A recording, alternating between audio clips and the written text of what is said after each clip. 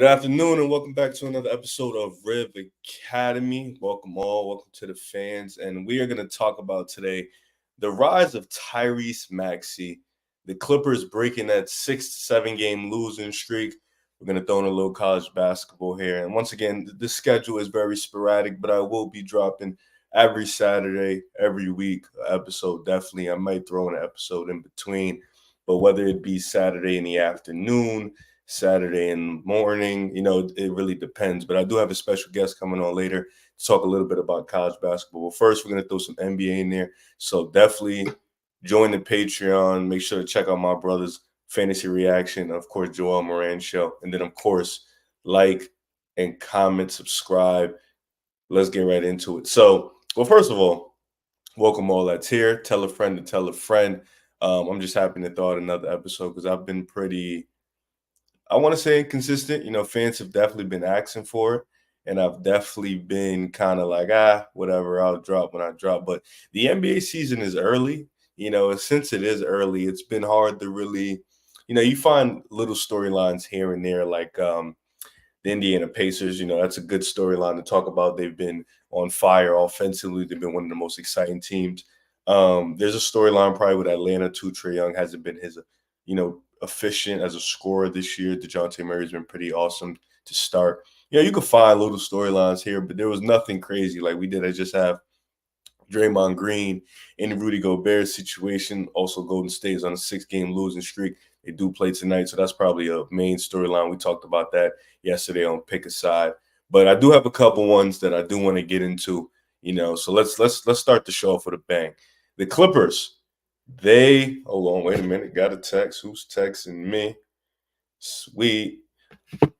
The Clippers end their losing streak with a pretty dragged out win against the Houston Rockets, who have been very tough, very hard opponent to beat. They are 6-4, top 10 in offense and defense. I watched the game from start to finish. That game was pretty good. It was entertaining for sure. And I think the Clippers goes to show Westbrook first game off the bench. Daniel Tice gets cleared to play, which was insane to me. I didn't know you can get cleared that fast. He gets cleared to play, and then bada boom, bada bing. Why does Joel keep texting me while I'm trying to do a show? Oh, shit. Jesus Christ. My audio. Hold on, y'all. There we go. I should have did that before. I'm back. Okay, we're here. We're back. So boom, like I was saying, the audio was a little messed up. Thank you, Joel. We are back though. So yeah, the Clippers, dragged out W. It was a great game from start to finish. I liked some things from the Clippers I want to talk about. I liked some things from Houston, but I want to talk about specifically the Clippers because I feel like Houston, Ime, they figured out a trend. And like I keep repeating, it's with them, it's all about how they go about the process. It's not solely about the results because that's a team that over the last 2 years have been kind of in the immaturity route. And I think Ime has built up a nice system, a nice culture over there with them. And I like what they're doing. But I really want to talk about the Clippers because there was a lot of things I saw in that game that I want to get into. Now, first game, Westbrook off the bench. And you start James Harden, you start Terrence Mann, you start Kawhi, you start Paul George, and you start Zubac. Okay. So you go with T-Man. First quarter looked good. Paul George got it going. Kawhi was kind of taking a back seat. The offense looked like it was flowing. They was up a good amount. I think I want to say 8 or 9 points in the first quarter. Second quarter starts, they roll out a lineup. I believe they had Westbrook, PJ. They had Paul George out there. And that lineup in the second quarter was really the lineup that kind of got them down in the game. I thought they wasn't able to generate enough points. They were trying to get to the line because they couldn't generate enough efficient points. They wasn't generate good possessions. A couple possessions went, shot clock violation, a terrible shot at the end, and turnovers. This was a high turnover team throughout the game last game. And credit to Houston's defense. Houston's defense was suffocating. They were able to get up, make good switches. They weren't giving them easy looks. They were communicating on defense. And with a young team like that, you expect them to have their faults, but no, they were pretty sound on the defensive end, and that's what you want to see from a team like that. And that was good for them. They battled. they did the thing that they needed to do, and they caused a shit ton of turnovers. And for that, they were able to keep the game close and inevitably take the lead in the second quarter. As for the Clippers, you expect these point guards to come in and kind of sit there and be the ones that are kind of like, all right, let's calm down, let's relax. But Paul George rushed a lot in the second quarter, tried to get his shot going. After an amazing first quarter, second quarter kind of came back down to earth, probably below earth, probably down to the core. And, Dylan Brooks, credit for him being great defensively. Tyrese Maxey, great defensively. Jeff Green, he was kind of getting caught in switches. But as a team, they were pretty good on the defensive end. Third quarter comes in, the Clippers get back on track slightly. You saw that big three at the end. Norman Powell got the steal, hits Paul George in the end of the third quarter, and he gets a buzzer beater at the end. The fourth quarter is where I think I really want to get into, because I think that, like, rewatching the game, there was a lot of clips that I felt like were a little bit off base, and I felt like a lot of those possessions could have went left, could have went right. Like there was a possession I saw where they get a good defensive stop on Jalen Green. They, first of all, in that possession, they had great rotation from one guy to the other guy. Great moving by the Rockets, but the Clippers batted off rotation. But Zubac was the last guy to see Jalen Green on the corner, and you expect Jalen Green to beat him. Gets there, Kawhi comes from the help. Boom, Jalen Green misses. They get a rebound. Kawhi goes, hits James Harden. James Harden comes down. It's him and Sengun and Zubac behind Sengun. Now, if you got a big like that, why not throw him the lob or make Sengun commit? I think just little things like that. And yes, I'm being picky with the Clippers because we know the Clippers as they have insane potential. So when you have insane potential, you have high expectations. You're going to nitpick. So James Harden had Sengun in front of him, Zubac behind. Why not make him commit? There was that didn't make sense. You pass it back out to Kawhi. Kawhi takes a bad three, a bad, like a sidestep three. He got the pump fake, but I didn't like that. I felt like Harden could have took an easy floater, could have threw the lob to Zubac. Zubac dunked on him in a play. I want to say the before after, but mental lapse, those type of plays could cost you against an experienced, a little bit more talented team. Another possession, they were on offense. Paul George gets it like 16 seconds and the shot clock comes off, takes a tough mid-range against Dylan Brooks. Like, why take that? Why deviate the momentum of the game? Why deviate the moment? You come back in, you're fighting your way, and you deviate the momentum by taking a shot like that. Like, why would you do that? It's mental lapse like that in the fourth quarter. This is all within under 6 minutes from guys who you expect to be more experienced and be more together in that situation. Like, you have Harden, you have Paul George, you have Kawhi. You expect those guys to be a little bit more aware in those situations. Like, we shouldn't be taking these type of shots.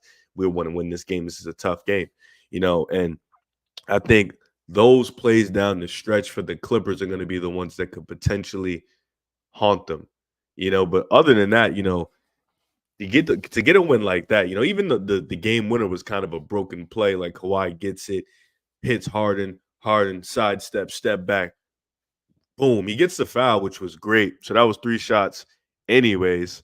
Hits the 3 though, which was a banger 3 and 1.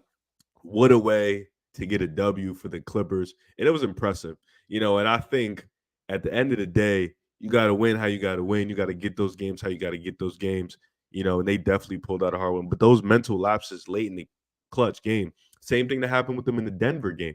Mental lapses in the fourth, specifically under the 6-minute mark. You got to be pretty sound. And against a Houston team, you may get away with that, even though they have changed their ways. You may get away with that. But against, an experienced team like Denver, even against an experienced coach and team like Miami, against a team with Steph Curry, against a team with Kevin Durant and Devin Booker. Like, you can't have those mental laps late in the fourth, under 6 minutes left. You climb your way back, and then you make boneheaded possessions like that. Like, those aren't the ones that you really want to do. You kind of want to keep it simple. You want to make the right play at every time, every waking moment, and you want to be on edge. Now, this is a great way to start a win streak. They're not far off. The season is still extremely, extremely early. But at the same time, you kind of want to, you want to be on edge, and you want to be, I want to say, not perfect, but you want to just make the right play every time. And if you can make the right play every time, I think that's something you want to get into. As a guy who wants to see Paul George succeed, as a guy who wants to see Paul George win, you kind of, you want them to be in in sync, and you want them to figure it out fast. So I think for the Clippers, great win, great W, definitely something to hold their hats up high. It was a home win, and I like that for them. There was a lot of talks about the refs being on the other side. Yeah, but you got to win those games. And for Houston, they played amazing. Defensively, they are scrappy. And I've seen a lot of noise about Jalen Green, maybe not being a guy. And shout out to my brother Joel. He replied to somebody saying, um, it's okay if Jalen Green becomes a good starter or he doesn't become that top 3 high level player. And I agree, sometimes dudes don't pan out. Sometimes dudes don't become the number 3. Like Andrew Wiggins is the perfect example, like he's always used. He wasn't the number 1 pick you wanted him to be from Minnesota. And it's fine. It doesn't always work that way, but he still became a key contribution for a team that needed a title win.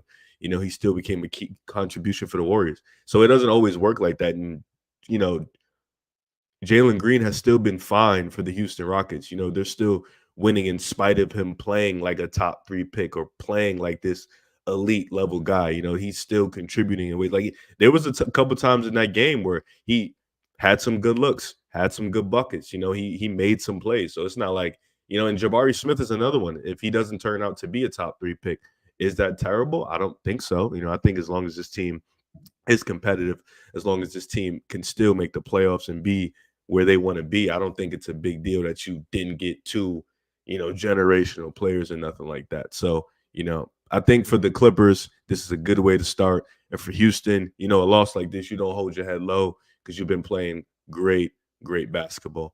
But to shift over to a guy that I've been extremely high on, I've been vocal about this guy. I've been a fan of him since his days at Kentucky, and I think he has pretty much, if not ascended, he's ascending into that high level superstar caliber role. Like Tyrese Maxey is on the verge. He's breaking out.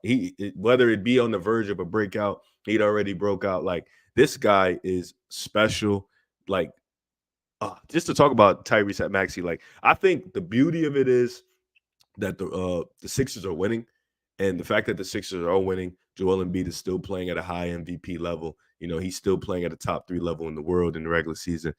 Maxey might be a better complementary piece to Joel Embiid than Harden ever was, and I know that might sound crazy, but I think Maxey's game complements Embiid's better than Harden's.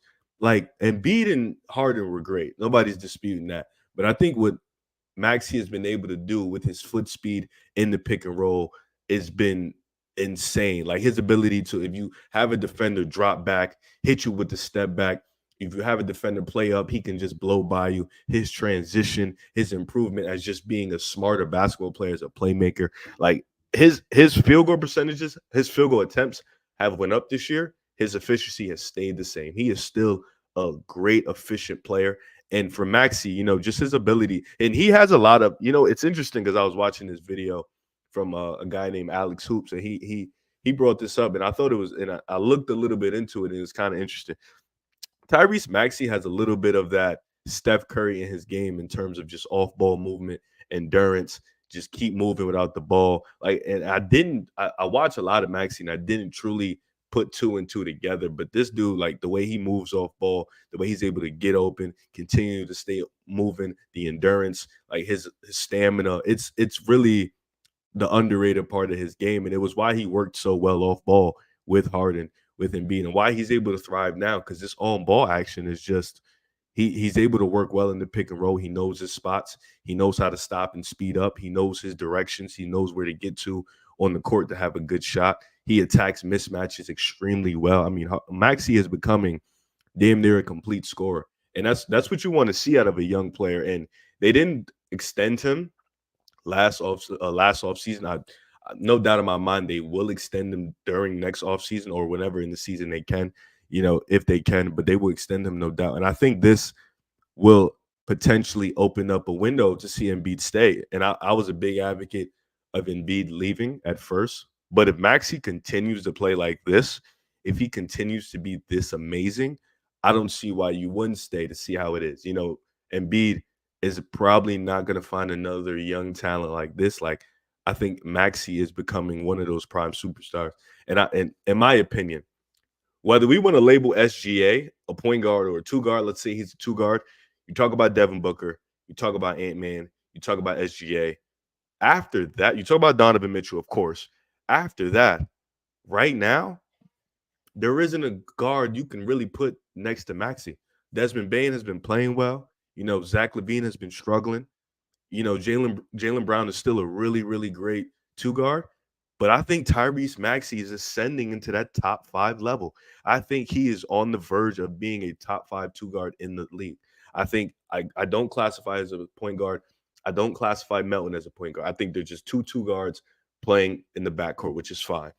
But I think Tyrese Maxey is ascending into that top 5 shooting guard level. I think he is becoming one of those two guards, one of them ones. And surprisingly enough, both the Tyreses are extending and they are ascending into those roles. But I think Tyrese Maxey is going to end up this year a top 5 two guard in the league. And then, however, the playoffs shift to, because if he has this type of regular season and he pops off, which he's been playing well in the playoffs, if he pops off as a number 2 in the playoffs, we can be having serious conversations about Tyrese Maxey being a top 3 shooting guard in the NBA, because this isn't something that's just going to stop happening. No, he's seeing those coverages. He's seeing those looks. He's seeing those defensive attentions, and he is playing at a phenomenal level. He's upped his scoring, and the efficiency hasn't dropped off. In transition, in the half court, he's just a better player than what he was. And credit to what Harden and Embiid was doing. You gotta give credit to what they were doing. They were doing phenomenal things, and I think you got to give them that credit. The pick and roll was working, and Embiid was playing at a MVP level. But what Maxey is doing with Embiid is not only maximizing Embiid, but he is also maximizing himself in terms of just making himself a better scorer in every facet of the way. And as a playmaker, he doesn't make mistakes. He may not be Tyrese as a playmaker. He may not be, Chris Paul and nothing like that, but he doesn't make mistakes. He makes the right pass, right play every time. And that's what you want from a guard who's primarily a secondary playmaker. And I love Tyrese Maxey's ascension. I love his game. And I do think he can improve. As a matter of fact, I had a stat that was crazy to me, because I think, Tyrese Maxey, he is the second most efficient scorer on handoffs.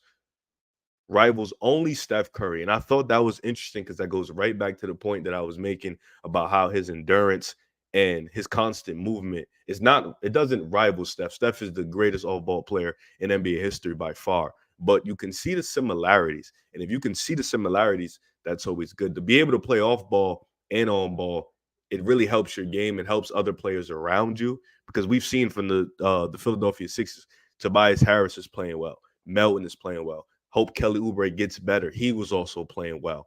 And I think that is what the important part is. This Philadelphia Sixers team is thriving because of Maxey's ascension. And he's not the main important piece. I'm not like it's all of them together. But the fact that Maxey was able to give you pretty much everything Harden could give you, but more in terms of impact, was great, because now you don't get the you get to look off the trade and be like, we're still fine. We're still good. We're still a team that can compete in the East.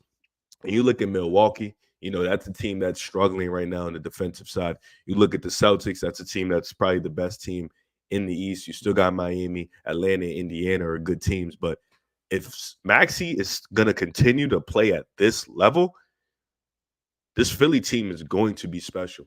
And this is a Philly team that could break through, because I don't expect Maxey to fall off a cliff. I don't expect Maxey to have a drop-off at the playoffs. I don't expect Maxey to be this guy that doesn't show up. I expect him to be that guy that is going to be either consistent for you or great, because Maxey has that type of talent, and he can play on ball, off ball. He doesn't need a transition. He's dangerous. His shooting ability is ridiculous. And, you got to love what Maxey's doing, because it's truly an amazing thing.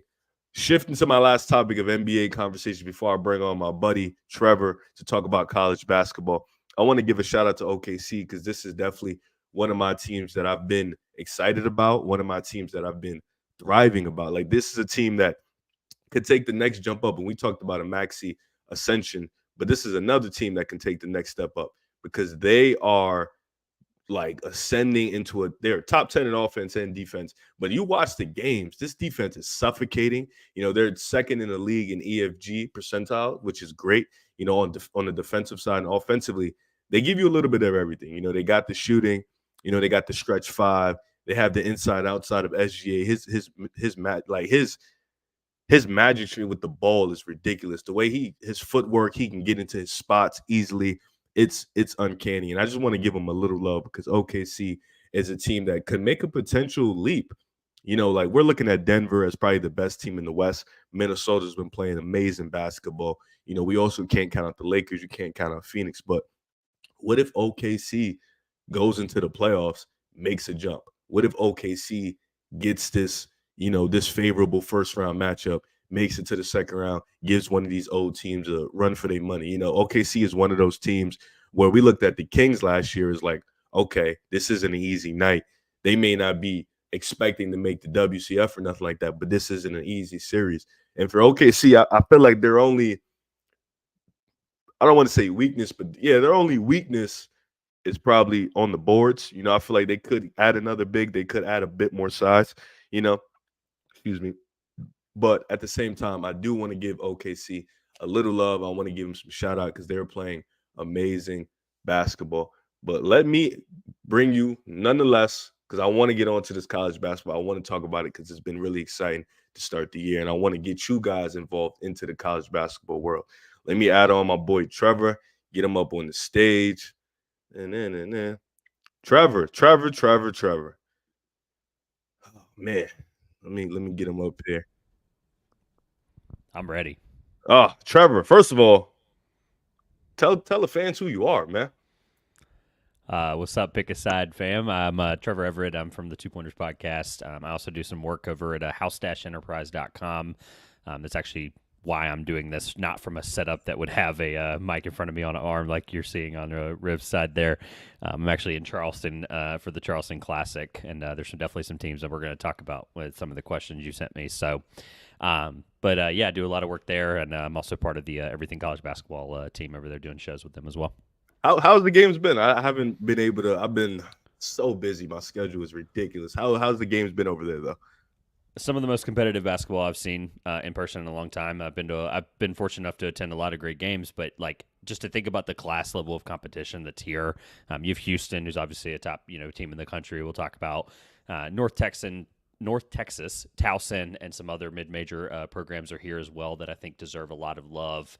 North Texas is one of the most impressive teams defensively in the country, and even despite the 1-3 record, I believe 1-4 if they lose tomorrow, because they have consolation. They're one of the best teams in the country, even at that record, just from their defensive prowess. I've also really, I got to see Rick Pitino coach for the first time in my life, which I thought was really awesome. Shout out to Coach Rick for giving me the most, or Mafia Rick, whatever you want to call him, for giving me the most viral thing I've ever posted as a content creator. He had some choice words for his team defensively after the game against Dayton. Dayton's been really fun to watch as well. So just overall, like really high level of competition. I'm obviously leaving out some Wake Forest and Utah's there. I could say a lot, and I've done a podcast about it already. But just again, high level competition. I'm really excited to see the kind of play that this tournament's provided, and I think we're seeing a good preview of a lot of these teams come March. Yeah, he recruited somebody from Jersey, Simeon Wilshire, and I've been watching a few games. He hasn't been getting the burn I want him to get, but he's a freshman, so I'm not gonna, he's a freshman. Rick knows. I actually have a note for that. I'm glad you mentioned him. I think people obviously there's obviously a lot of reasons that we don't know of why you would commit to North Carolina and then be like, you know what, I'd rather play for Rick Pitino and St. John's, like with probably the most experienced team in college basketball, or one of, right? And I'm intrigued by his decision because obviously at North Carolina, he actually probably would be playing, somewhere in that 10 to 12 minute range.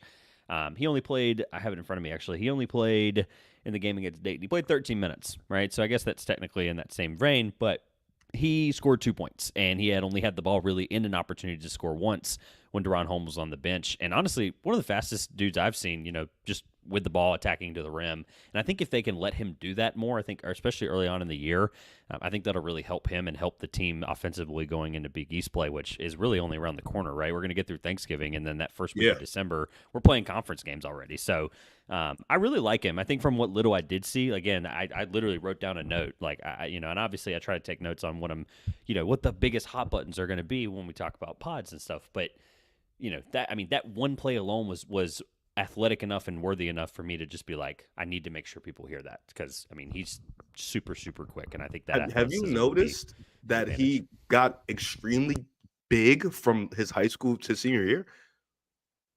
That Yeah, was something when I first watched. I watched. I want to say it was the first game of the year. I forgot who they played, but I watched. He got in for no. It was against. Help me Michigan, out. Help me out. Michigan, Yes, Michigan. Yeah. I watched that. I watched the Michigan game. They were in it for some time, and then life got bad for them.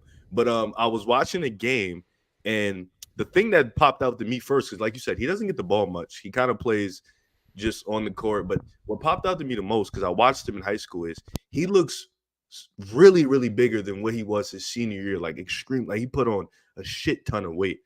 And you mentioned it, like to go from North Carolina, which I think because Elliott was going there, so maybe that might have swayed his decision. But to go from North Carolina and to be like, you know what, Rick Pitino, let me go play for him is an interesting thing that I think maybe he trusts Rick Pitino to get him more NBA ready or more college ready. And he's not going to play much this year, but it is very interesting to see how he navigates that pathway and how he goes about it. Because I think, like you mentioned it, he's been in games for about 12 to 13 minutes, and you don't see the frustration. You just kind of see him going through the motions and kind of playing his role. And for a team that, Rick Pitino, this is his first year in this type of environment again. So it's going to be interesting to see how it goes for sure.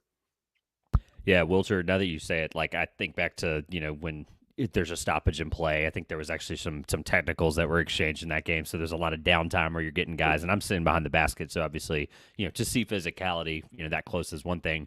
Now that you say it, I think he definitely has definitely some tone and definition there that maybe I wouldn't have noticed. I obviously didn't see him in high school.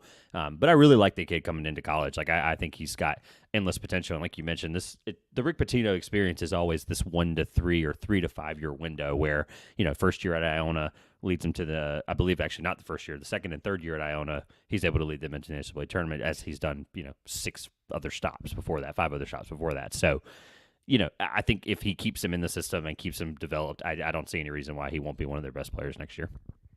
Now, to get on, because I got a nice little I want to have a nice little conversation with you because you've been, one of the guys I respect very much in this college basketball world, and I know for a fact when I'm slacking, you'll keep it up. So you can always keep me engaged. Carlton Carrington, Pittsburgh Panthers, man. He has been getting a shit ton of buzz lately, and I'm not talking about regular buzz. I'm talking about potential lottery pick buzz. Have you watched him play? What's your first thought about him? What do you think what's his ideal game? Because I looked at the schedule coming up for Pittsburgh. It's gonna get rough. It's gonna start to you played a little wild teams in the beginning, but then your schedule starts to get really impactful. And Pittsburgh got some games coming up. I saw Duke on there. I saw Syracuse on there. So he got a few good ones coming up. What's your thoughts on Carrington? Look, I'd be lying to you if I said I've watched a game that Pitt has played. They've played North Carolina A&T, Binghamton, Florida Gulf Coast. That game was actually a lot closer than I think people realize. And then they beat Jacksonville 107-56. So when you sent me the agenda, I was like, of course, do my due diligence and get an understanding of what this kid is. And of course, I did do some film with him earlier in the year, actually for the Everything College Basketball magazine. The ACC was my conference, so I did a preview for every single team there. I think it was a little lower on Pitt than most, but I think I undervalued how talented he really was. I know coming in as a 4-star, right? We've seen guys like him not play in Jeff Capel's systems before. We've also seen some guys stand out, but we see that second-year sophomore jump like we've seen from the Graham brothers, his teammates there at Pitt. I think you made a great point about the schedule before we get into anything about him. Like they have Florida coming up, they have Missouri, they have Clemson, they have West Florida's Virginia. tough. I mean, just a bloodbath of a schedule. And that Florida game, I think, is going to be a lot closer than I think people think. Florida's really talented there. I've got Riley Kugel. Missouri, obviously, I regardless of what I think about Memphis as a top 25 team, I think Missouri is a really tough team coached by Dennis Gates. And then Clemson, of course, will be their first ACC opponent, which, regardless of it being in Pittsburgh, I don't care. That game's going to be brutal It's for them. I ACC. think We know how that goes. Clemson's back, and they're better than they were last year. So, a couple things about him that I really looked into and noticed that I guess I'll give you. I hate to be the negative person out the gate, but I'll give you what I didn't like, at least from going Okay, into okay. Simmons. Talk to me. I talked about what is something that when I watch your game, whether it's a guard, and this definitely speaks to guards more than anything, but is there something that I can be like, this will hurt your team, especially in college basketball where guard play is so important, right? Having a freshman be your leading scorer, be your leading player, obviously that can be very difficult for some programs, but I look for something that can make me nervous. He shoots off the dribble 66% of the time, which just hearing that number doesn't sound like a lot when you realize it's been, super efficient at 93%, points per possession there. I think it's great. I think it's super efficient, but that's not going to continue, right? So having that many dribble jumpers, right? Shooting over a third of the time or 2/3 of the time, shooting off the dribble isn't obviously going to be good for their offense long term, right? They obviously have a lot of really strong playmakers there. Again, they have some guys that they're going to be able to give it to the post as well. Once they think they figure out their offense, I think once it balances out, he'll have to be a lot more of a playmaker than he is, which I think he can be. Obviously, we saw in the first game having a triple-double, that speaks to it. And to even speak to that, to go on a positive note, is obviously he's one of the best pick-and-roll players in the country right now, and I think that's crazy, even though the 4-game sample size we understand is against not exactly Power 6 competition. He ranks 98th percent in points per possession on pick and roll as a ball handler. Ridiculous. Pick and roll merchant for sure. So what? Because you mentioned what? Because Pittsburgh, like we mentioned, they got Florida coming up. Then pretty much ACC starts, which I love the ACC. That's probably the best. Me saying that biasly, that's probably the best conference in the world. But who am I to say that? But Carrington, what do you expect out of Pittsburgh, and do you expect him to continue to be this impactful for them? Yeah, so Pittsburgh, like I said, coming into the year, I was a little bit lower on them, and I'm going to pull up my my document just to be. Yeah, I had them 11th coming into the year, which I think is admittedly probably a little lower. Obviously, I wasn't projecting a all conference freshman. Yeah, look, I think there's ACC this year. Look, I love that you. Hold on, who would you have below them is the question I want to get. So and we'll go through that. So admittedly, I love that you love the ACC as much as I do. Of course, I'm an NC State fan, obviously, growing up right there in Raleigh. Look, I love the ACC as much as the next guy, but the Big 12 and the SEC are going to have a bloodbath for who's the best conference. And then obviously I think it's a battle between the ACC and the Big East. Though I think the ACC is having a bounce back year. I do think right now, I think I literally actually just left a podcast for Everything College Basketball, and we finished up and then came over here. And we actually had that debate because it's been, people who are in the Big East's corner, people who are in the ACC's corner have been going at it about that. I think the Big East has it because if we look at March, they have 3 of their 4 top teams. Like, if the bracket falls right, the Big East could have 3 teams in the Final Four without a doubt. I can't say the same about the ACC, regardless of Miami last year. Yeah. I guess to answer your question, talking about the ACC's tier, why I have Pittsburgh at 11th.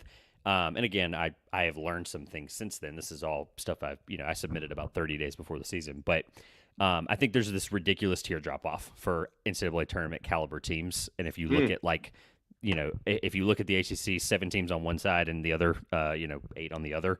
Yep. I think it's pretty clear there's a line 7 and up. So North Carolina, Virginia, Clemson, Wake Forest, NC State, Miami, and Duke in that order is what I had. So for the people, Duke being the number 1 team in the country. Where's my Syracuse? I have them 9th. And I'll tell you why. Because the Syracuse thing makes me nervous because this is the first year in 49 years that we have not seen a team that will be playing a consistent man defense. And look, I'm not an insider by any stretch of the imagination. I had no clue when I wrote these previews and I really did the research for the season.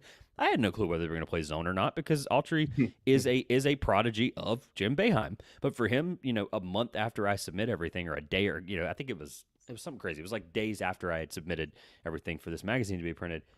I was like, now he wants to admit he's playing man? Like, great. I get it. The team is built to play man. I should have probably understood that.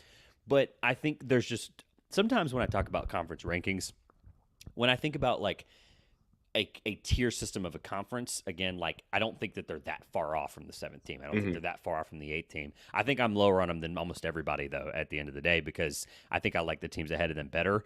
I had Georgia Tech just ahead of them because I think Miles Kelly can have an all-ACC type of season since we already expect that from Judah Mintz. I think just the gelling of some of the pieces, that they have Naheem McLeod coming here from Florida State at big, regardless of what people think of a 7'4" big.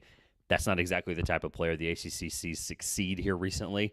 If he was in the Big Ten, if Naheem McLeod played in the Big Ten, him and Zach Edey might be fighting for Player of the Year probably because of the style of offense that the Big Ten runs. But I do think that they are good. I think I'm probably going to be wrong. But then again, I kept looking at the 1 through 7, your Dukes, Wake Forest, NC State, etc., and Miami, of course.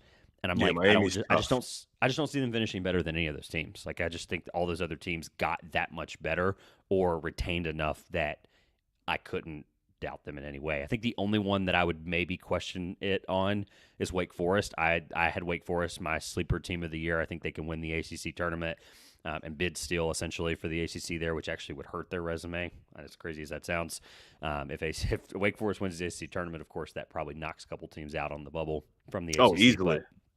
Right, and then like if Syracuse is on the bubble and Wake wins it, Syracuse doesn't make the NCAA tournament probably. So that's kind of where I know I didn't really give you a lot on Syracuse, but I think there's just enough teams ahead of them. I'd probably say 8th. If I had to redo it, I would put them 8th. You know, it's not a bad thing. Syracuse, we have been not living up to the expectations that we need to live up to in the past couple of years, but you know, we'll get back. Now you mentioned the Big East, and you're probably right because they have Creighton, Marquette, UConn, and Villanova. But I think those three, Creighton, Marquette, and UConn, are legit like top 10 teams in the country. And I really love Creighton. I love that backcourt they have. It's beautiful to watch. And the UConn, they're back for sure. So ACC probably, but now that we're talking about the ACC, so let's get into it. Duke, obviously, they played last week. They played Michigan State, and they did what they needed to do. You got Miami, who's looked amazing so far. You have UNC, they've played. Do you think Duke is the runaway ACC champions? Do you think this is their conference to lose, or do you think Miami could legitimately take them off UNC, or do you have another sleeper outside those three teams?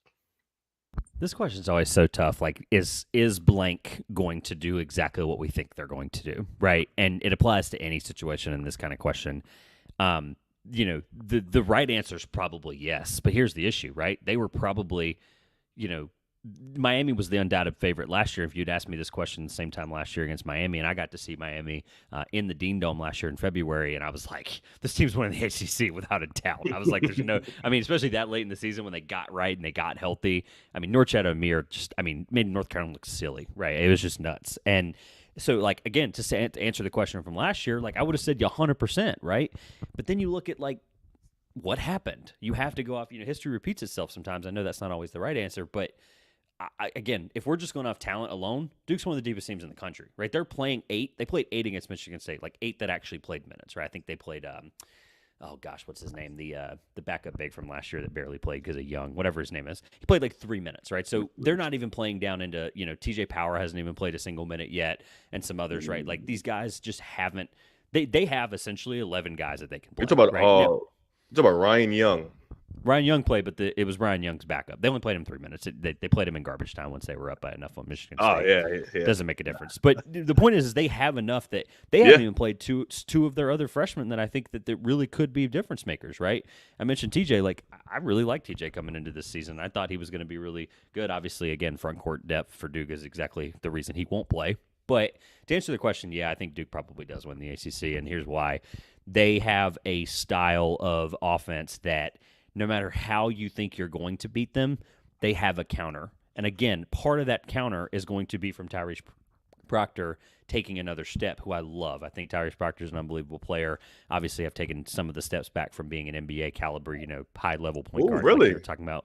Well, look, at the end of the day, if I haven't seen enough in college of a guy that, and obviously potential aside for some of these kind of examples, but like, I'll use a perfect example, right? Tyrese Maxey had his moments in college, right? And we obviously saw, like you talked about a few minutes ago with Tyrese Maxey, which, by the way, I loved most of that. Maybe some of the Philly, being, up here part, I have to keep watching Philly a little bit. But Addition by subtraction with James Harden. So, look, Tyrese Proctor hasn't had a moment yet that I can rely on and say this is the reason that he's going to change their offense and make their offense even more dynamic. He can hit threes when he wants to. I had a chance to talk to him last year about just what he needs to do to be more aggressive. And look, he even admitted like the style of offense that they run is, he has to rely on his teammates a lot. But I think he's put in a position this year, remembering that this guy is 19 years old, that is supposed to be a freshman right now, right? He should have been a senior in high school last year. He reclassified, of course, to come play at Duke a year early. I think he just needs to be more aggressive, and I know playing with Jeremy Roach is going to help him do that and having a guy he can rely on. But when Duke needs him, he's going to have to step up, and we haven't seen that yet, and I think he can. I 100% think he can, and I think the conference play kind of goes back to with the way Duke, they're going to have teams in conference that they love to like beat up on and have a style that obviously counters them very well. But, Michigan State was their hardest game in the non-con. So I just don't know. Like, we're just going to have to see this random game that he's just going to find. Hey, that Arizona game, it was tough. Sorry. Yes. Thank you. Arizona, I forgot because they lost, of course. Their hardest win, their best win so far was Michigan State, which we know has struggled. And Tyrese in that Arizona, like what jumped off the screen for me in that Arizona game against Duke is Arizona, I don't think is as talented as Duke.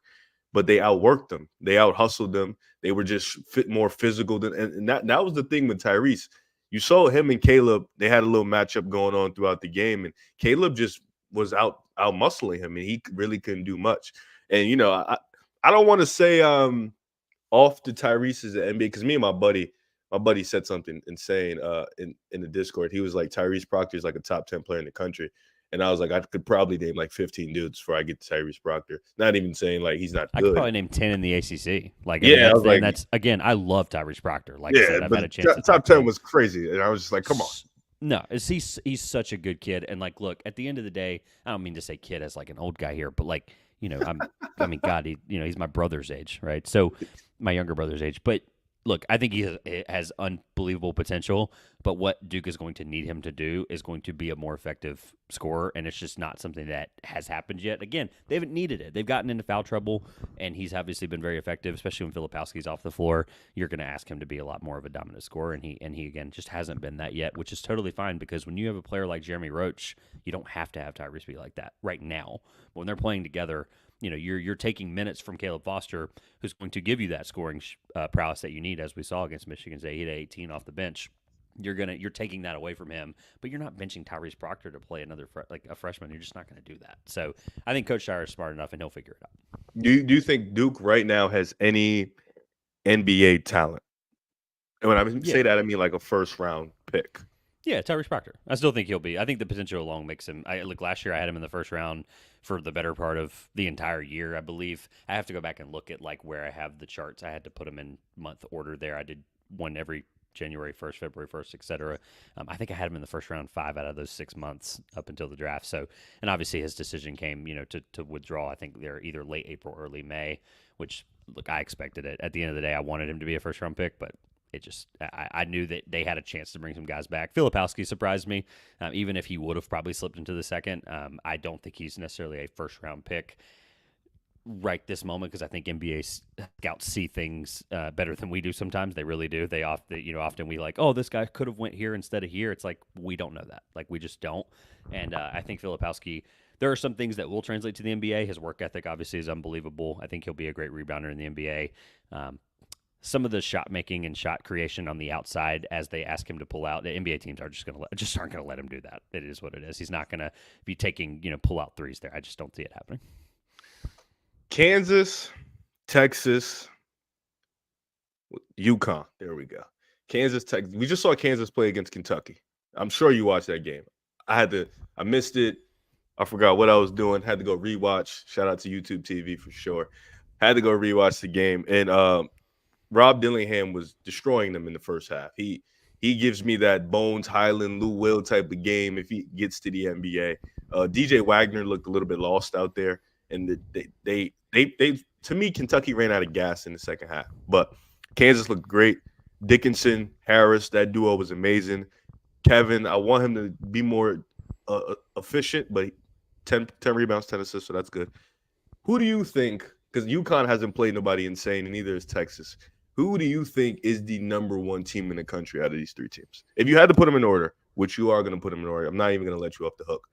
How would you go? Of those three in the order? Yes. Oh, that's pretty easy then. So here's the question. Here's the question I have for you. Why did you put Texas in there? Because Texas right now in the AP is ranked 18th. Now, do I think Texas is better than 18th? 1,000%. I'm a voter in 2 polls this year, one for Everything College Basketball and the other one for the website House of College Hoops.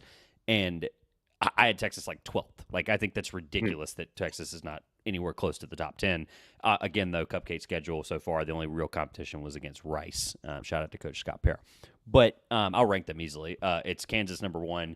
And to answer the question about who is number 1, until Kansas is beaten otherwise, I can't pick. I mean, like, I can't just tell you it's anyone else. I have no rhyme or reason to think like that this team or that team can be one or the other. And I don't even have the AP in front of me because I don't think it's a question right now. For Kansas now, granted, they got 3, let's just call it like it is. They got 3 all-time performances from McCullough as a triple-double. I know he's capable of that. That was DeJuan Harris's biggest scoring output, not of that game, but of his career. Let's just be upfront about that, right? He's not hitting 5 threes again. I know he can make it. Billis made a big point about that on the broadcast. And then, of course, Dickinson, I mean, I wasn't expecting 27-21. Let me be upfront about that. But, Trey Mitchell being only 6'9" for Kentucky, and they have no bigs right now. They're just waiting on an NCAA decision from one guy. Other ones, Bradshaw's closer to being back, I think, than people realize. And then, of course, the other guy, I'm not even going to try to pronounce his name. But, look, the end of the day, to answer the question about Kansas, Kentucky, or excuse me, Kansas, UConn, and Texas, look, Texas, I think, is better than people think. I still think UConn is better right now, even though they are going to have Stephon Castle out for about the next 3 to 4 weeks. I just found that out today. I just must have missed that. Klingon, obviously, is rehabbing. As of right now, though, I think as currently constructed, I think they're still better. However, I think the timing of this show really sucks for this question because if we did this question next week after they play each other, my answer is completely different. I asked you before because if you say Kansas right now and then UConn goes out there and beat them, and to answer your question, for some reason I get these Texas fans coming up to me saying, "No, we're like a top 5 team in the country." This, that, and I don't know why they believe that, but okay. So it begs the question to ask. All right, if you think you're a top 5 team in the country, you must think you're better than UConn or Kansas, which I think personally UConn is the best team in the country. But I think fully healthy, they have a case. Yeah, and Klingon versus Hunter, Castle versus Kevin, Tristan Newton, like it's gonna be if they're all there and it's healthy, both teams play. It's gonna be an exciting game, better than the Kansas-Kentucky game. I feel like. Yeah, Texas doesn't have a real game. And that's no disrespect to Wyoming. They play Louisville, of course. If they obviously beat Louisville, UConn has to take care of Indiana, which I think that game is closer than people think in the Empire Classic. They're right down the road from you guys. Calaire's been amazing. He has. And look, the Klingon thing, the injury aside, like I think he can be really good even on 1 foot at this point just because of how physically dominating he is. He's definitely got the strength advantage there against Khalil Ware. But Texas's first real test is against Marquette. It's at Marquette on 12-6. This is the Shaka Smart revenge game, as we'll call it, who had a pretty rough going in Texas. At Marquette on 12-6 is ridiculous. What's up? I'd take Marquette, honestly. I think Texas is going to be a lot better in that game than people think, although, of course, Marquette deserves every bit of the praise they've been given.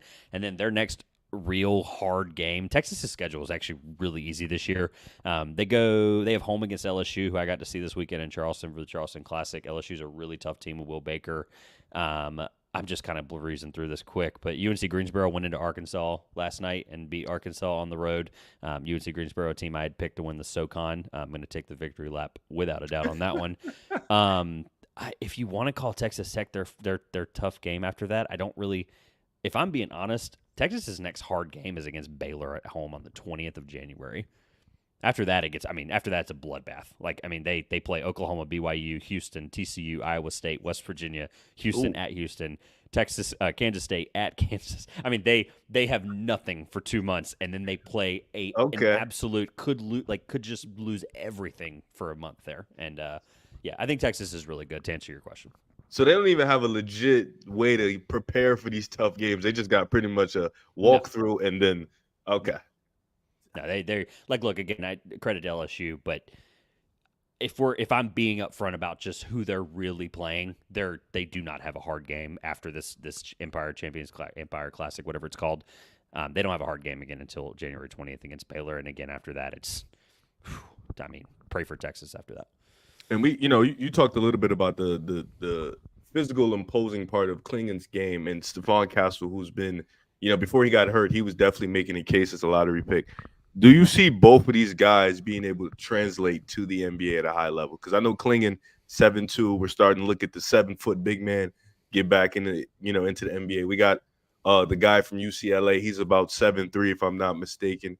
What's his name? Is he from UCLA? Mara. Where is he from? What's his name? Ade Mara. I don't know how to pronounce his name. Yeah, UCLA. Yeah, I've got a chance to watch one of their games the other night. Being up late, he's good. I don't know enough just yet. Obviously, it's early on for UCLA's schedule too, but a lot of these European guys.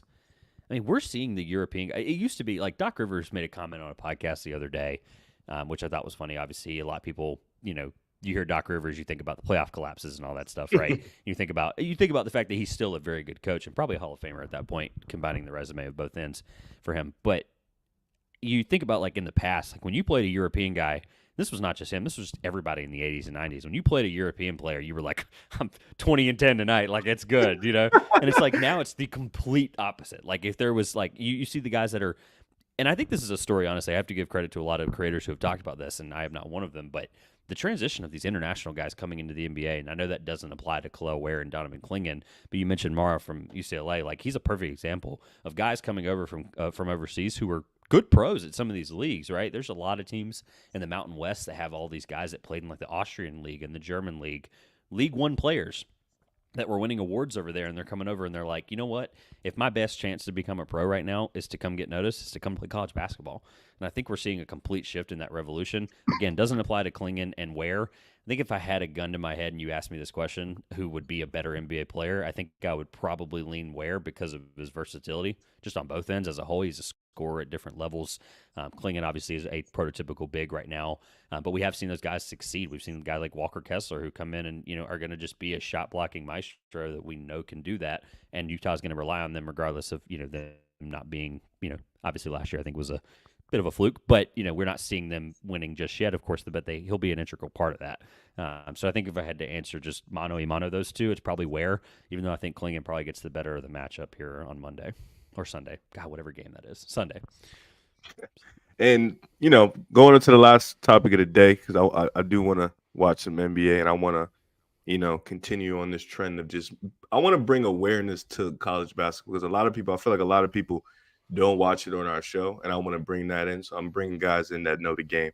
Give me your surprises of the week, teams that don't get the notice that they should get, teams that you think people should tune into because they're good basketball. I'll answer it like this. So I have a few, if that's okay. I answer it like this. So I think again, going back to when these questions were asked, I think if we were to do this podcast again in 7 days, I think Tennessee's the number one team in the country. I think they're going to beat Kansas, and I think they're going to win the Maui Invitational. What they've gotten from a scoring presence from Dalton Connect has been something that Rick Barnes has never had as a head coach. Somebody that he can rely on when a play breaks down and they need a guy to hit a shot or attack the rim and at least create rim pressure, he's going to get it. Now, again, most of that's come from three-point shooting. I get that. But Dalton Connect's been unbelievable. In Tennessee, obviously, from what I understand, Wisconsin, I have no backing on this because I've never been. Wisconsin is one of the hardest places to play in the country, like going into Wisconsin and playing there. Indiana hasn't won a game there since 1998, I found out, for what it's worth. So Indiana hasn't won a game. Indiana has not won a game at Wisconsin since I was born. Like, that's just as crazy as that sounds. Like, so I think Tennessee is one of the most underrated teams in the country. I think they deserve a lot more respect than they're getting. Again, obviously being still a top 6 or 7 AP top 25 team. I think that obviously helps their cause there. Don't get me wrong. Another team that's really surprised me, I guess surprise is an interesting word because I try to separate myself from, if I did a lot, in part of this magazine I talked about earlier is where I got my research for all of these teams. I did 8 conferences. So I have to try to separate myself from the research I did and trust myself.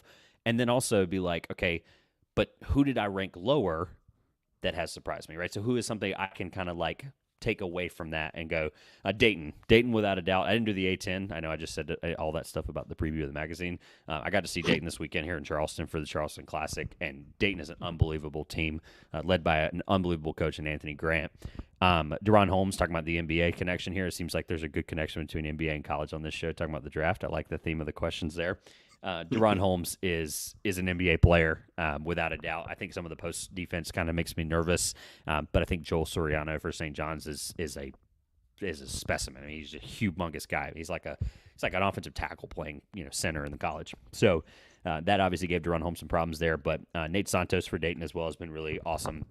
He had 3 and 1s in the second half, knocking all 3 of the free throws down without a doubt there, and was their biggest difference maker in upsetting, I would call it, upsetting St. John's in a environment where I've made it very clear on Twitter, Dayton fans made the 663-mile trek from Dayton. It was a home game, and Coach Sampson said it after their game against Utah. He was like, look, we're playing a road game on Sunday. We're playing a road game against Dayton in the championship, so it's going to be really interesting to see that one. I'm looking forward to that tomorrow. Anything else underrated? I mean, look, I think the ACC, we talked about it earlier, like just the caliber of team and talent there has really been impressive just from how important, the ACC's had such a bad year the last couple of years. Just the caliber of teams in the conference have really surprised me. I'm trying to think, St. Mary's falling out of the top 25 in 2.5 weeks really surprised me. I'll be honest with you. I'm trying to think of good. Did USC losing surprise you? USC losing. Who did they lose to again? I'm trying to keep up. There's so many. They lost. So much going on. I gotta double back. No, you're good. I'll look it up too. USC. Look, no, I really liked them that opening night against Kansas State. I really did. I think that was a really good win. UC Irvine. UC Irvine. UC Irvine is one of the better teams in mid-major college basketball. That conference as a whole is also going to be very good. No, because they were without. I believe they were without. They were without Kobe Johnson and without Boogie Ellis, I believe. So yeah, both of them did not play. Yep. Right. So then no, that doesn't surprise me because if they're without their 2 best guards, they have the best backcourt in the country. I mean, without a doubt, USC has 3 of the best players. That doesn't even include Barney James, who I hope gets to play here in a couple weeks. They have a pretty tough game against Seton Hall. That'll be at home, I believe. Then they play Gonzaga on the 2nd. That will be a real test of USC. No, I think USC's been good. I think that Kansas State game was a statement. We don't know enough about them now to really think, but I think they're a top 25 team. AP top 25. I'm trying to think of anything else in the top 25. Again, St. Mary's, I'm floored that they, were going to beat New Mexico the way they did, and then they turn around and lose. Who did they lose to? Oh, they lost to San Diego State last night, but they also lost to Weber State, who I like. I think Weber State's fine. They've got Dylan Jones, who shout out to No Ceilings, who put Dylan Jones. Put the name at least out there and made sure people knew who Dylan Jones was. So shout out to those guys for that. I think that's really it. There was some. Don't get me wrong. There's some surprises out there. I finally got the ranking pulled up as I say that. Arizona didn't surprise me, like you said earlier. I think they're really good. Houston, I talked about in the podcast I posted today. Houston's just a physical specimen, so nothing surprises me about them. Florida Atlantic, I did not think was a fluke. I was not surprised by them at all. We're starting to go down the list here. We already talked about Kentucky. Kentucky surprised me. I thought they were awesome. I just thought they were a top 25 They just have to get team. healthy. Without a win. Without even a win, I thought they were awesome. Man, I mean, look, is the cop-out answer James Madison? Now that I've looked at the entire top 25 and there's not a single surprise. James Madison's awesome. Look, I had somebody who covers the Sun Belt every single day, football, baseball, basketball on, and we talked about Sun Belt Syndicate. We talked about just what James Madison is, and honestly, it wouldn't surprise me right now if they pulled off a Wichita State type of thing and they just ran the slate. Their hardest game coming up is the winner of Fresno State and New Mexico. I believe as we're recording this, I think that's tomorrow. If not, that's early this week. But James Madison obviously beating Michigan State at Michigan State and then beating Kent State in 2 overtimes and then obviously escaping some others there. That's definitely surprising. James Madison, without a doubt. I probably have a better answer if I had the entire list of teams in the country in front of me. Shame on me for not thinking outside the top 25 there, not really thinking outside the box. But I think we learned enough about the top 25 there, and I'm looking at the others receiving votes. I mean, Michigan surprised me. I mean, they beat St. John's, but I think that was more. And Coach Pitino said it this weekend. After they lost to Dayton, he was like, "Look, I mean, Michigan beat us. I mean, just without a doubt, Michigan beat us." But then they, turn around. I think they just lost to somebody they shouldn't have as well there in the Gavitt games. But I don't remember who it was now. But no, I think we've seen. I think a lot of it's corrected itself. That's kind of the cool thing about the early part of college basketball is you see all these tournaments like the one in Charleston, like Maui next week, Battle for Atlantis the week, Thanksgiving and beyond is going to be crazy. But we're going to learn a lot, and I think honestly, again, speaking back to if you were to ask me after some of these tournaments where all these teams go at it in a bloodbath style tournament, I think I'm going to have a way better answer soon, because then I'm going to be like, I'm going to probably overreact to that result a little more. Again, like speaking back to the Tennessee beating Kansas more than likely in my prediction there. So I think we've kind of leveled out on some of these teams. And I'm just so glad college basketball's back. As much as I love the NBA and I appreciate you talking about it and having a balance of both, man, look, college basketball is the best thing in the world. It's impossible to cover 363 teams, but there are people out there that do it, and I give them all the credit in the world. Try 365 and 30 other teams in the NBA. It's truly it's mind-boggling. I went back and forth this year. I've covered college basketball more this year than any other. I mean, even 2 years ago, I was on record on my show, and I said, look, I enjoy college basketball as a fan, which means I watch games when I want to, and and I really start to kick it up into conference play, and I think that's pretty atypical or typical to how people cover the sport, how people talk about the sport, and how people follow it, right? Obviously, it's, it hinges on 4 weeks in March, whatever, right? I get it, or 3 weeks in March. But, I mean, college basketball it's just like the NBA. Like, we need expansion in the NBA because there's such a level of talent that, we're going to see it anyway because of money, right? Vegas is going to come in and Seattle's going to come back and they're going to be paid $9 billion to split those teams up, right? But, with college basketball, you can't do that. You can't expand, right? But you can adjust conference realignment, of course, which is a whole different topic. But, college basketball is in a really, really great place where we're seeing some of the best talent. And I think, again, it speaks to some of that international play where, like, guys are coming over and we're seeing an influx of people come into college basketball that in the past have not been there. Yeah, and I agree. And I think, like, college basketball has some underrated talent. Same thing with the NBA. And it's hard to just, like, as a person trying to understand the game, as a person trying to evaluate, it's just hard to cover so much with so little time. Like, we don't have enough time in the day in the world, really, and especially because we need sleep. We got to eat. Like, it's just so much to, we got to have families. We got to work, so it's so much. But I want you to plug in for new fans, or like, because I'm going to be having you on a lot, if you don't mind and all that good stuff. But for new fans who want to get into college basketball, what would be your advice to trying to find a team or find the avenue to enjoy the sport? That's a great question. So I think it's really important to know, like, A, what you want to do. So, like, as A, what you want to do, and B, what you want to care about. So, like, example for Syracuse, right? You're up in New York. Again, you have a lot of teams to choose from being in that greater area. Either A, did you go there? B, did your mom and dad go there? C, did you have a reason to care about this team? Or D, are they just the only team in your area, right? That matters, right? There's a lot of things there. Look, I'm an NC State fan by really not my own choice, I'll be honest. My mom's side of the family had 5 alumni, one of them being there the year after their first national championship in basketball. So, we've got, all the way back to the 70s there. I've got a reason to care about this team, and to my own detriment. So, if they really want to get into it, like, again, find your motivation for it. Like, understand where you're from and be like, okay, should I care about the team closest to me, right? And I'm also saying that I'm a Lakers fan, right? Like, Kobe Bryant obviously is the reason I even care about basketball. So that obviously is really hard for me to say. But I also grew up 3 hours from the closest team that wasn't college, right? So I'm always going to be in the minority of this conversation because I grew up literally in Tobacco Road. Like, I North Carolina, Duke, I almost said Virginia, NC State, and Wake Forest, of course, all being there within less than 2 hours of each other. And obviously, college basketball for me obviously is going to mean more for the rest of my life. But find out where where you live, what you should care about, right? Like, if you live in Iowa and the closest team to you is Creighton, you probably have an easy answer. Like, obviously, I get nowadays, tying back to the NBA a little bit, like, we have these favorite player generations, right? There's people that just will love James Harden no matter what he's doing, right? And that's what's going to happen, right? And that's, the NBA, I think we see that in a lot different light because of how big people – how big of the NBA has a presence as.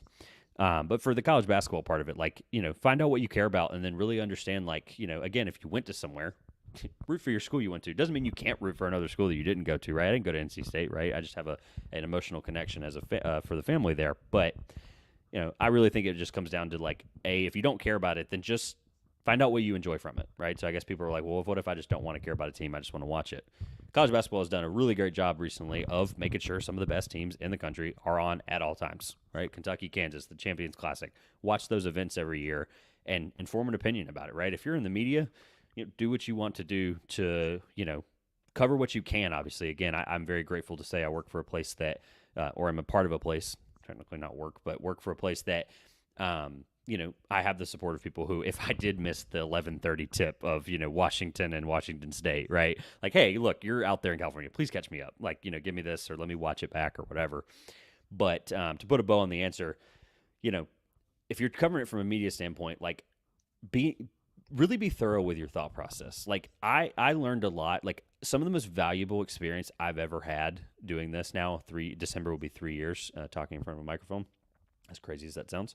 Damn. Is being, I already texted the guy that, helped me start all this stuff and was like, thanks for agreeing to this, because here I am 3 years later. If you had told me that I would have a chance to interview Coach Sampson one-on-one and, Rick Pitino and be in the same room as Rick Pitino, God forbid, anything else. But I think I'm like 4 years into this, 4 or 5. I don't even know. It's great. Look, you guys have been doing unbelievable things.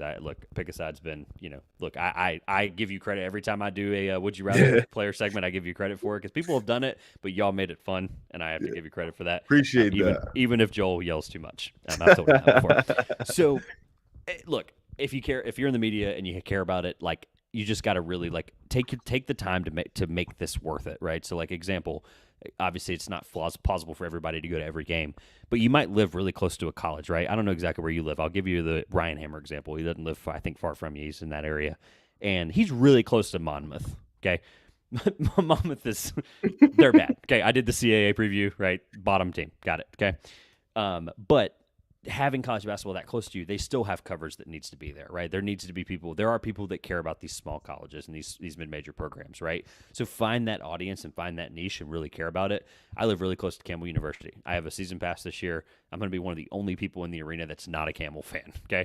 Like, I'm going to be there and I'm going to support them because I think there are things that need to be talked about, and it obviously allows you to grow as a creator and as a person that forms an opinion about the sport. Damn, that was actually great. That was a great answer. And first of all, I do actually live close to Ryan. I think he's like 15 minutes from me. He's told me you guys have tried to do stuff like with games, and it's just like, you know how that area is. It's like you can't. Oh, like I'm gonna go to this game, and it's like that's actually a 2-hour ordeal because of a train or this or that. Or me and Ryan we're gonna touch base. It's really tough. But he does live like about 15-20 minutes away from me. Monmouth is crazy. I'll be honest with you. We have so much more than just Monmouth. I just use that as the example. Like, hey, look, they need. Granted, they might win 8 games this year, but teams like that need coverage. Like we got a fit. We got St. Peter's. Monmouth is a good one. Yeah, we got Rutgers. St. Peter's did so. Yeah, so that's a great answer. And I do want people to be more, because we do talk about just NBA stuff. And I do want to bring the vibe of college basketball, because I know some people don't like it, and I know some people do like it, and people have been asking me. So, Trevor, I definitely want to thank you for being here on short notice, because this was definitely a short notice thing for me. I'm glad you answered all the questions that I have for you. I definitely want next episode to be more conversation-like as opposed to interview-like, but I've just been so busy. But I want to thank you, and I want you to tag everything that's about you and plug in your sources right now for them to watch. Well, look, I said it at the top. I appreciate the opportunity. Shout out to the, super chats as well too. Didn't answer any of those questions right now, but I'm sure we'll put those on the docket. But no, I appreciate you. If you want to have me back, that'd be awesome. I love doing this. I love talking about basketball as a whole. I mean, obviously, again, I talked about the balance of the NBA and the college basketball world, and it has been difficult. But like I said earlier, my Twitter's on the screen right there as well. For people that want to follow updates on Houston and Dayton, that'll be the game I'm at tomorrow with the Charleston Classic. Again, my setup looks a little different at home. Not exactly the best. Nice. It's Keep all going. right. I'm not, somebody outside the window is having like what looks like their second bottle of wine. I'm like in a courtyard terrace next to my hotel, and I just see someone mouth the words podcast. Someone's doing a podcast in there. I'm like, yeah. And I'm also going to basketball games for free. So anyway, but yeah, at Trevor Everett on the screen there, at 2 pointers on everything else as well. Going to be putting out a lot of content here soon. Like I said, had some really good stuff. I do want to plug the interview stuff with some of the coaches this weekend. I got some really good conversation with Coach Sampson. Shout out to the Houston locker room for blaring a copyrighted music, and I had to work around that a little bit after a victory of a well-deserved, blaring of loud music. But tough going there. But yeah, look, a lot of great content coming out. I really appreciate the opportunity, and I'm always happy to be doing this. Let's get these super chats in before we get out the way, man. Jay Clarkson to the Warriors, they win it all. Oh, fucking God. No. No. If anything, it hurts them. This isn't the move. I like Jordan though. Jordan actually has been surprisingly really good the last 4 games. This is your channel. This is your people. Like, do you know who this person is? Do you know what fan of a team there? I am like, no, I don't know. I know who he is. Can I tell you why I asked that? Because here's why I asked that. Right? Yeah, I know who he is as a fan. I don't remember the team. I don't remember the team. He's either a Jazz fan or a Jordan Clarkson fan. Like, there's no reason that a Warriors fan would be saying that. Was my point, I guess. Yeah, I don't. I'm trying to think. Is he? You know who does it though? Alex Caruso. They get Alex Caruso. I think they could win the title if they get Alex Caruso. Dude, I've been begging to get Alex, man. He's so good. Damon, no, I don't want Jordan Clarkson. I mean, if it's him or Clay, I'd choose him every day at this point. So, this one's more of a you thing, Mr. Laker fan. LaVine to LA moves the needle for Lakers 12 games in. NBA Finals prediction. Jesus. Yeah, I'm gonna pull up the mock trade that I got sent yesterday. Actually, I'm gonna go ahead and pull it up right now so I can not be talking from the hip here while you're whatever you need to say. I got to pull it up, but LaVine, of course, LaVine to the Lakers moved the needle. You have LeBron and AD. Finals prediction: I'd probably go Boston and Denver. I think that would be the easy answer. It's 12 games in. Yeah, man, Boston, Denver. God bless. Am I really? I hate questions like that. I really hate questions like that. I like predictions. Last year, every guest I had, I was like, look, NCAA tournament pick, or this was even like in November. Like, look, just pick a national champion and pick the finals and pick a winner. Now, because that's going to just see how that ages, right? People are going to say things that obviously don't age poorly. But I was sent a deal that I think is interesting.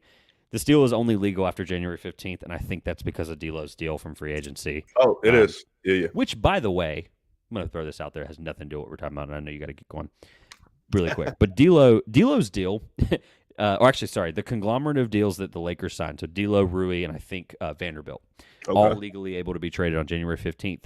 If you were to do the math, it adds up to one particular person that also signed a contract this offseason. I'll give you a hint. It's a 3-year deal, and they play in Dallas. Those three contracts add up perfectly down to the 10,000th of a dollar. Really? That they could trade those 3 for Kyrie. Obviously, again, there's a lot more there to that, but it's just really hilarious that those 3 contracts actually perfectly added up to trade for Kyrie Irving, dollar-wise. The deal I was sent legal on January 15th. Just curious on what this looks like, since obviously someone paid $4.99 to ask.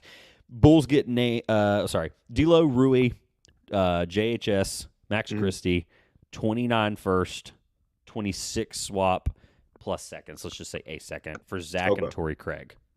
Oh, Torrey Craig is actually a good player. I thought the same thing. I think that's interesting. Summers in LA, I think everyone says that. And then the clutch connection. The clutch connection is really interesting. I think that does make that interesting. People are going to be up in arms, especially Bulls fans, that Austin Reeves is not in that deal.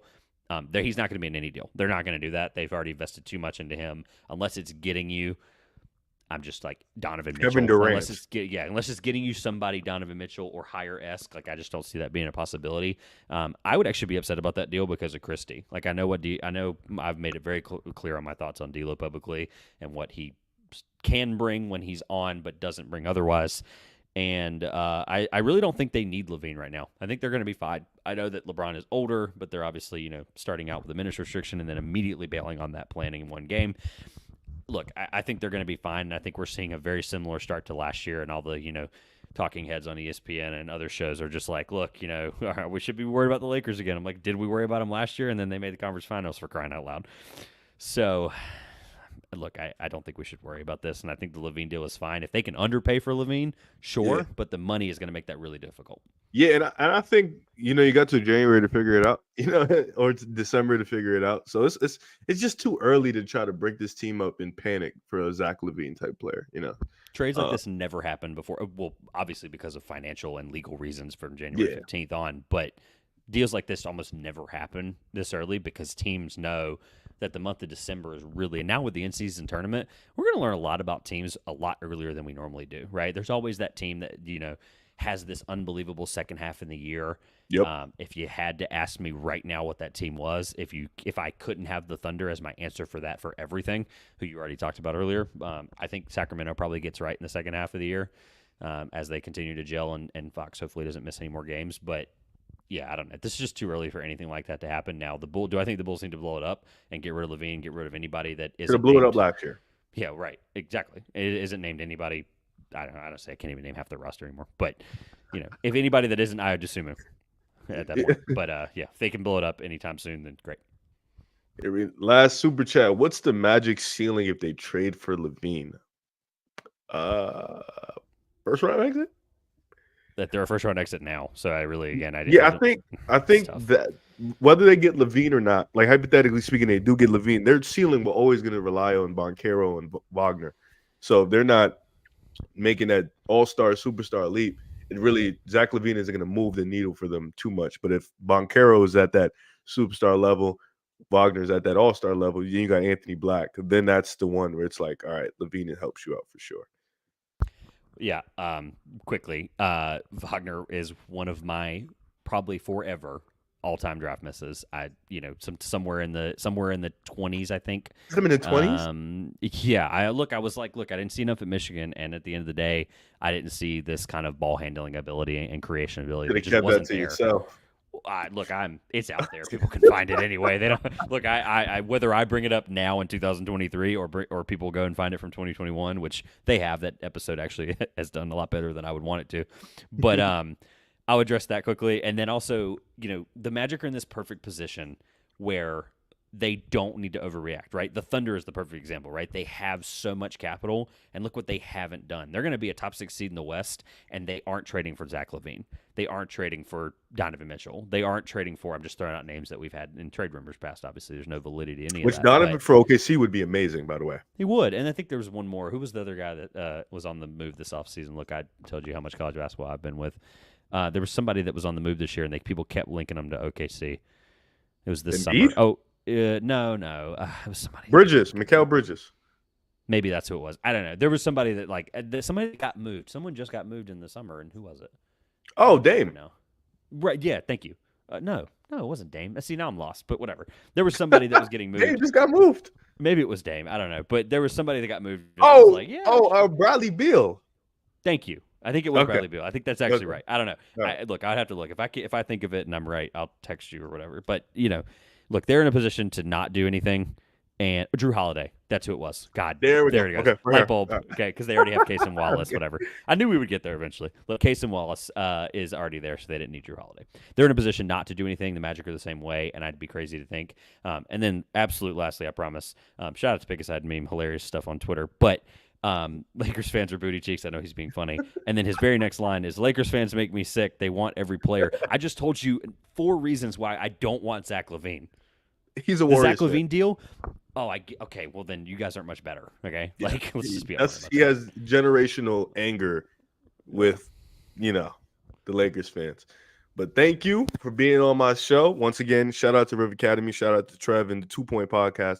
Shout out to Fantasy Reaction. Shout out to Pick Aside. Shout out to Joel Moran Show. Like, comment in the, down there in the buttons and whatnot. Merch coming soon. Like I said, new podcast coming in January that features a lot of my stuff that's more outside activities and stuff like that. Just a lot of more entertaining stuff and less analysis, more fun. I want to thank you for being here, Trevor. I want to thank the fans for being here. Thank you and have a good night.